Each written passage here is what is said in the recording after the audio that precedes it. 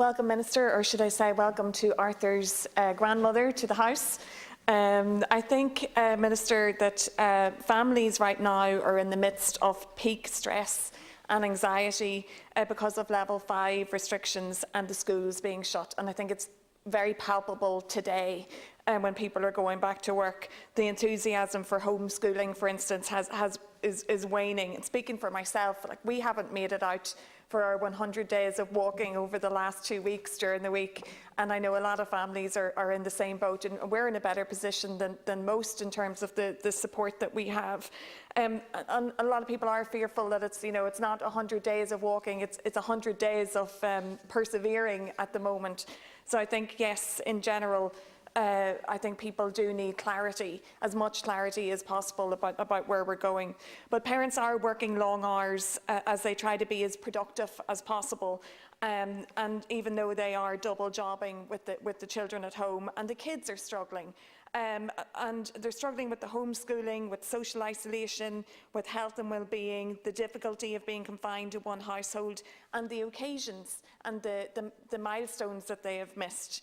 And I know that we have a lot to be hopeful for right now in terms of St Bridget's Day and vaccines and the schools, assurances from the government about schools, and I believe we've had some good news this afternoon. But COVID is still incredibly difficult for all families, particularly with children with special needs and lone parents.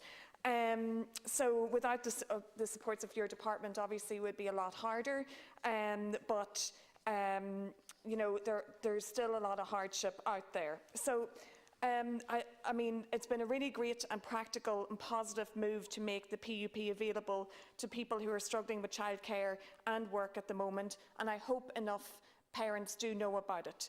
I know the paid parents' leave is being extended by 3 weeks, from 2 weeks to 5 weeks as of the 1st of January for each parent, and the period in which it can be taken will be extended to the first 2 years after the birth of or adoption placement.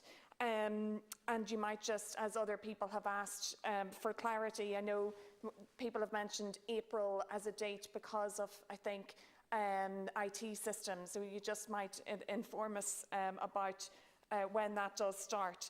But my question, Minister, relates to working lone parents trying to juggle and cope with everything right now and outside of COVID times.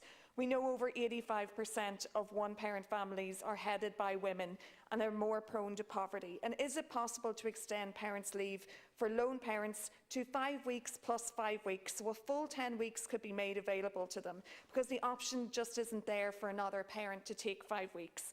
And I know part of the purpose of parents' leave is to encourage more men to take leave and to share the care, but when that's just not an option for lone parents, could the 5 weeks be transferred?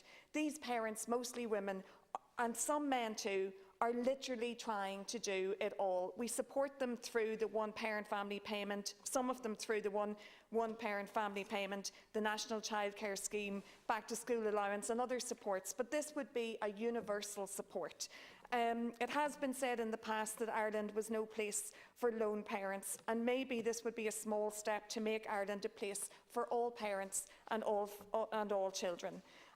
Just quickly in relation to the CE schemes and choose, that isn't open, I believe, to women that didn't take job seekers, and there are plenty of people in my community that would love an opportunity to work on the CE schemes or choose. So just wondering if that'd be an option.